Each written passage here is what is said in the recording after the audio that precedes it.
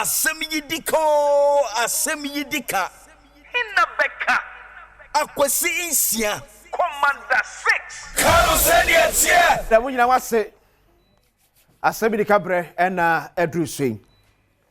We say why krado ebe tiensem. Ebe share videos a unhu bie. Yeah. Ne wontie ne ma wotie. Ne unhu ye ne ma wo ehu. Me de akwasi isi asem yidika bre ena edru so e fa na sekese koma Kingdom Herbal Center. Omna kofa nupa ere abeso yaso the Kingdom Galactic Kingdom Galactic capsules aba mesre wada bia meka kire so ko hospital ni aka kire se o cholesterol e wo stra eduro betimi abo amprempre ya eye Kingdom Galactic bitters and a Kingdom Galactic capsules it way eye bitters no toade no and a way capsules to pie de no ati ni opa bia no ato no ne nyina ye adwuma kro ete koto ne mienu nyina emumfa nkogu fie ne nyina ye adwuma kro Nia ye adwuma sonku wom pa wom eye New Kingdom Ginseng Power Capsules ye memedru. Eboa ma memegire ona so se mememu. New Kingdom Ginseng Power Capsules. O member bi eto do bi akwa asem ka bi ato. Eto for friend 0275 804 064 0275 804 064 and 0302 938 153 0302 938 153 Kingdom or see no challenger. And I pay a deal more still on this our Galamsey issues. Sir, but my first video no, my metro brand TB, you're a Galamsey ni. Now the engineer who na, you're going to the chap quite. Tie Asem brand tele candidature, your man penny His Excellency John Dramani Mahama. She video in my say. I can't go the way and when your mamma, and for why? And for coming from my mother, who need a bay? Who need a bay? I would take us one way you fancy. I'll point Jemo and go to Mr. Pogan and say, now, who need a bay? Young Obama was out and some moon over the other. Better my machine. What? Look at all distance. Bring free. What not to do? What free? Who bakwa onya nkonfem no. Now we what to be that? Anya we ye nyina me ka to say mama emfa why? Emfa.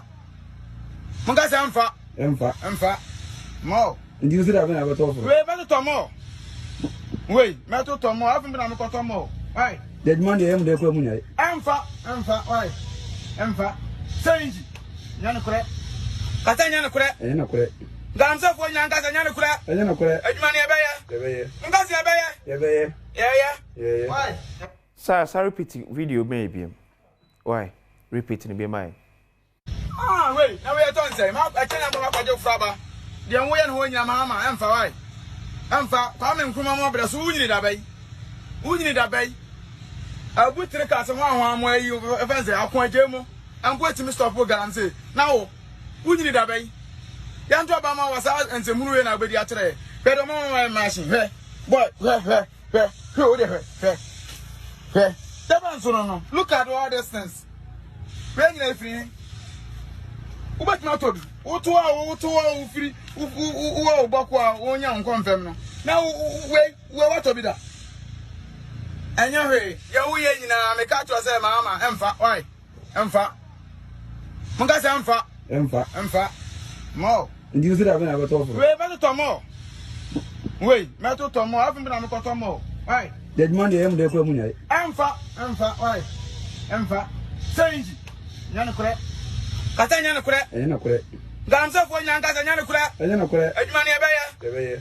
Enti we minkasa won enche. Thankfully anopay the Honorable Minister for Lands and Natural Resources is with us. Enti Minister, this is the video here na me ka ho asem no. Video na me ka ho asem no. And maybe a bit me attract no. Near baby owo. They go on the payment say one bona more mammy side next video in once one bona more. I'm at 9 months for alcohol and your forest name. It won't call and so much chibok in a be in some Chinese phobia and a Ghana phobia on your galam ni asha see a shit or money bano. Any asha see a shit or money man cracker a you be a free honum. etunya brantie ma ne gira ne na so say kasa say de kire mampani all because we to anamo a safeguard o man Ghana ono wo hwe ne personal interest no ono bedie enti Kwame kuma person etimi am fight Galamsey ti enya ma ne nkoso saa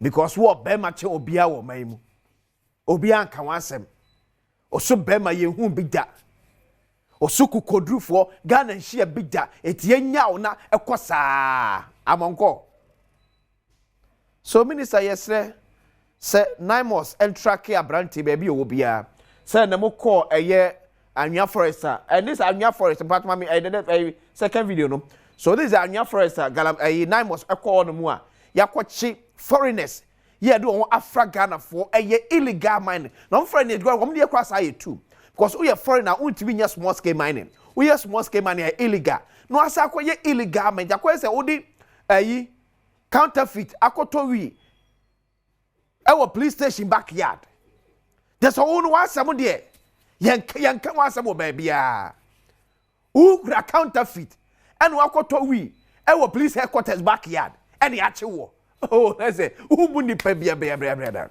so listen no but my last video na fe me nwie ne enko there be make us Asem we say and I said with President Muhammad when he was in opposition SSC anchi the Kingpins of Galamsey ekon be yedin and hwe ade a the MC for Abuakwa South the current MCU why and we ekoto dwa abroko public accounts committee and him on message film tisam komoe emra say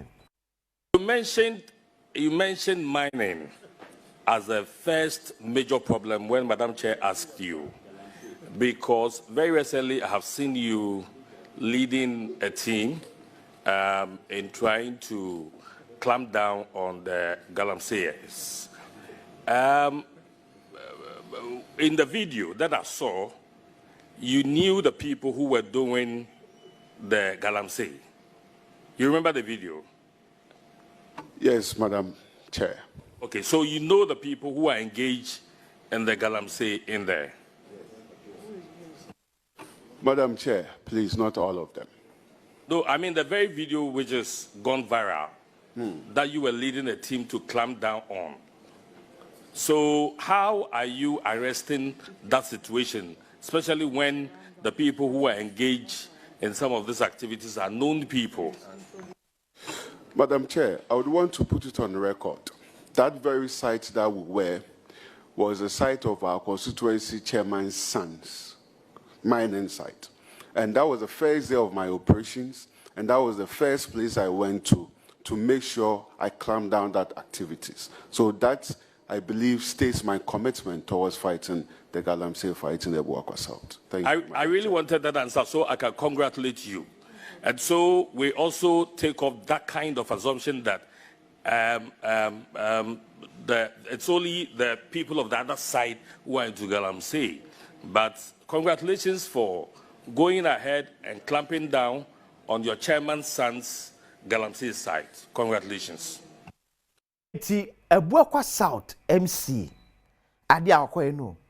Ose site na okoye no. Was the first site ya okoye abere o hya se wo bo apro e wo Galamsey site no. Na ba bi okoye ye Galamsey no. Eye NDC Abuakwa South constituency chairman ne ba ena e Galamsey ena yakwachi no. We are looking forward say you be processing no for court. And this according to Abuakwa South MC nyame makwesi se na make o. Abuakwa South MC na ka o. Ese onu ankasa yo ye NDC ni. Ne constituency chairman ba. And ye Galamsey o baby am kwachi omo no. So we are looking for it say the Attorney General will take this up. Ni prosecute omo. You say ampase abenia bre e kuri etia Galamsey. But ankwa esa na kwese oh Abuakwa South chairman ne ba no de na so enye se wo ya Galamsey na enye Galamsey bi na wo ye. You see? Ebasa ekumesa akoye political ne sa. Efaso bi amakon ne so. So the Attorney General Ghana fuani da kwan said Abuakwa South chairman of NDC ne bana ya imagine say wo ye Galamsey wa bu akwasa out no ye de be kwa gina court ye fa ni ko gina court ye bon ko adu say wo say on my Ghana asase wo ma o mai epoka si nyina ni de akire ye be hwe ba bi kwa say na bia me bisa ye na no ato de gina be kan wasem say Joseph ya me de afre na report ni eba no ye follow ni nyina because si ya follow ni ahwe ni say me party ni bokure ye metu one amod dia let's forget about the kono fa so bi amaso me de akwese isia Father say kuma Kingdom Herbal Center omna ko fe pa e de abadwa so Kingdom Garlic Bitters, Kingdom Garlic Capsules, New Kingdom Ginseng Power Capsules e memedro misroda ye be ma pe to ne mo ne ma me yosem enyina so ye pa eno kwa na do betimi agyo aka gene mu o member bi eto do be akwa se be ka bi ato eto phone friend 0275 804 064 0275 804 064 and 0302 938 153 0302 938 153 friend na to do be good shop etombi Kingdom or see no challenger me dey akwasi esia Asem ni kani pense mu eto aso don't say ma akena mo akwaje fraba de enwo ye no nyina mama emfa wai emfa kwa me nkruma mo bra so wunyini da bai abutre ka se ho ahwa ayi efense akwaje mu anko etimi stop Galamsey na wo wunyini da bai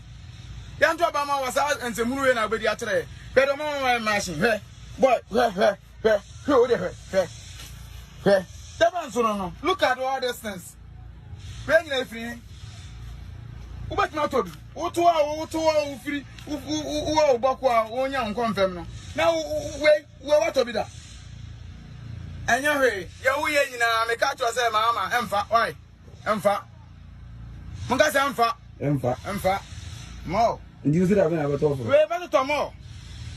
We meto to more afin na me ko to more. Why? The money em de ko munya. Emfa why? Emfa. Say nyane kure. Kata nyane kure. Nyane kure. Galamsey fo nyanga sa nyane kure. Nyane kure. Adwuma ne ebe ye. Nga si ebe ye. Ebe ye. Yeah. Why? Ah, wait.